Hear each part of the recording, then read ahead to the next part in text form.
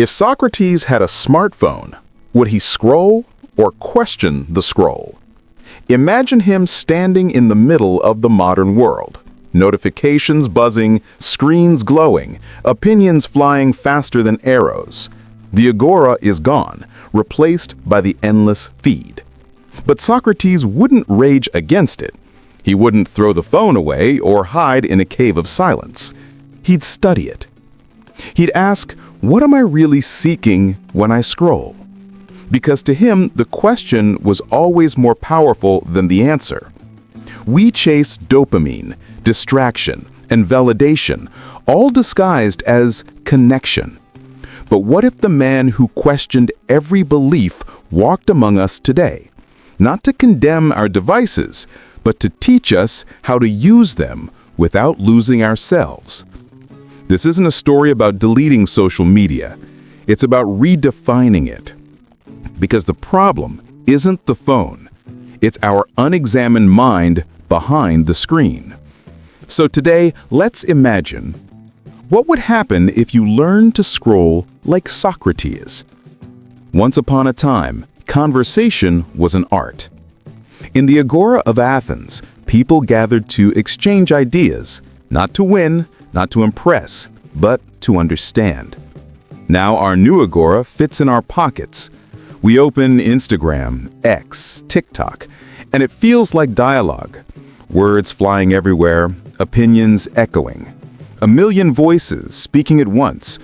But what's really happening? We're not talking with each other.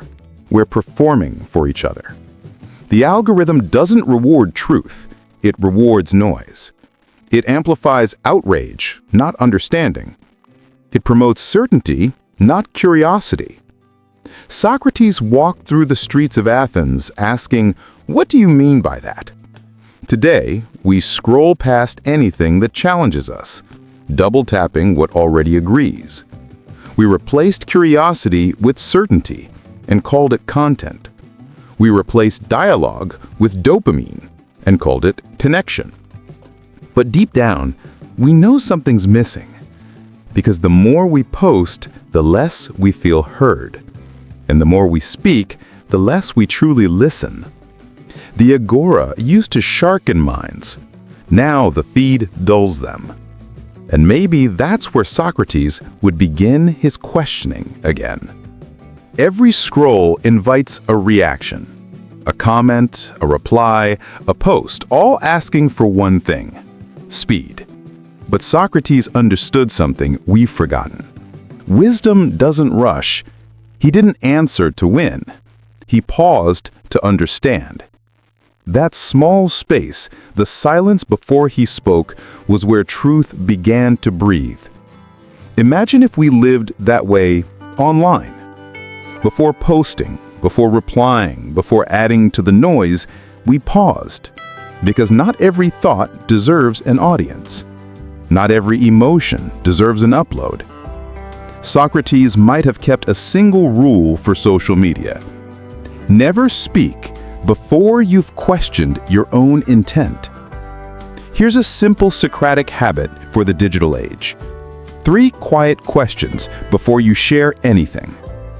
Why am I sharing this? Is it to add value or to seek validation? Is it true or just emotional? Does this come from clarity or from reaction? Does it help or just add to the noise? Does it illuminate or does it distract? 3 seconds, 3 questions.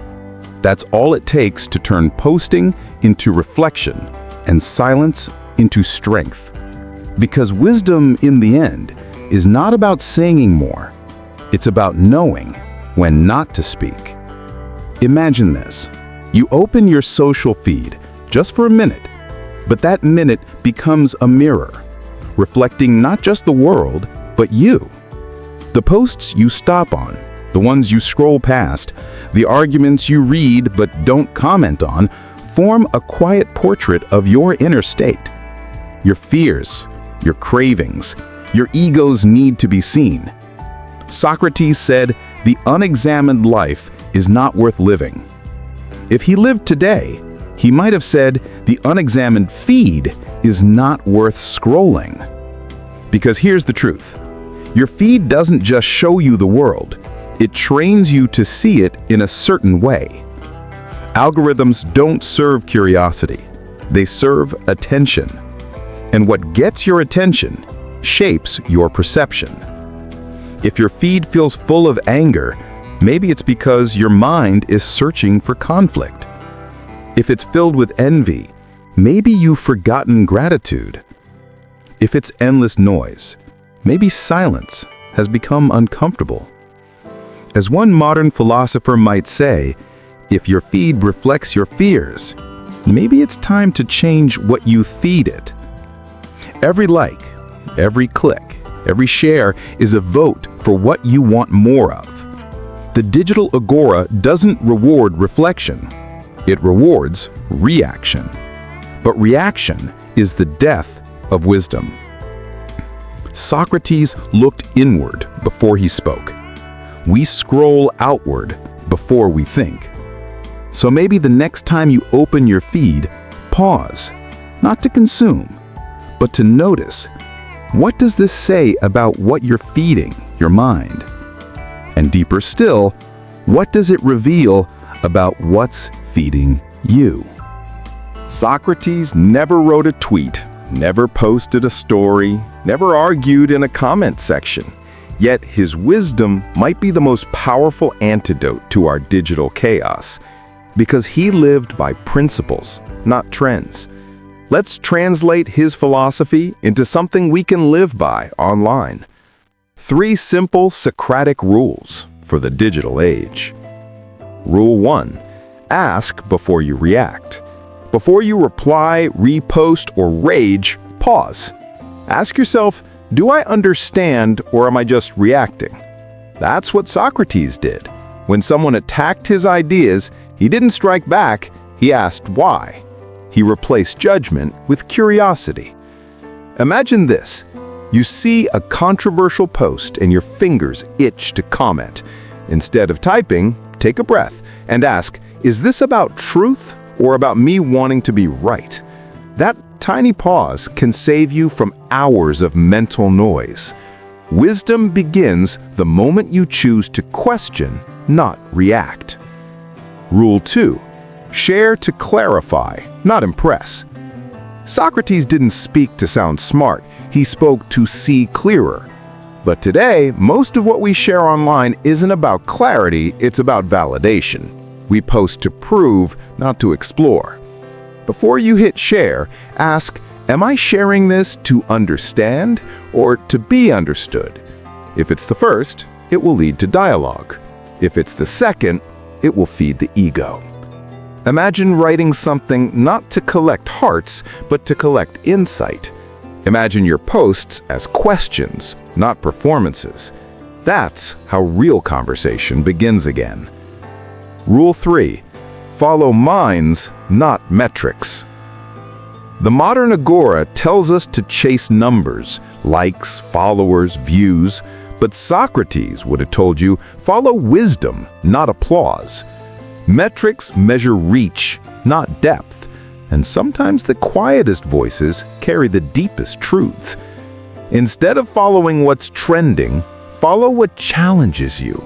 Instead of chasing validation, chase growth. Every follow is a choice, a statement about who you want to become.